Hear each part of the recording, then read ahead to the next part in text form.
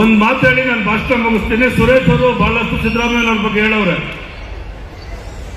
100ಕ್ಕೆ 100 ಸಿದ್ದರಾಮಯ್ಯ ಕುರುಬರು ಲೀಡರ್ ಅಲ್ಲ, ಅವರು ಅಹಿಂದ ಲೀಡರ್, ಅವ್ರು ಎಲ್ಲ ವರ್ಗದ ಲೀಡರ್. ಈ ಕ್ಷೇತ್ರಕ್ಕೆ ಸಂಬಂಧಪಟ್ಟವರಿಗೆ ಒಂದು ಮಾತು ಹೇಳ್ತೀನಿ. ನಾನು ಹುಟ್ಟು ಜಾತಿವಾದಿ, ಸಿದ್ದರಾಮಯ್ಯ ಹುಟ್ಟು ಜಾತಿವಾದಿ ಅಲ್ಲ. ಶರತ್ ಬಚ್ಚೇಗೌಡರು ಗಾತ್ರ ಇಟ್ಕೋಬೇಕು. 2004 MTB ನಾಗರಾಜ್ ಮೇಲೆ ಬಚ್ಚೇಗೌಡರು ನಿಂತಿದ್ರು. ಅವಾಗ ಸಿದ್ದರಾಮಯ್ಯನವ್ರು ಬಂದು ಇಲ್ಲಿ ಭಾಷಣ ಮಾಡಿದ್ರು.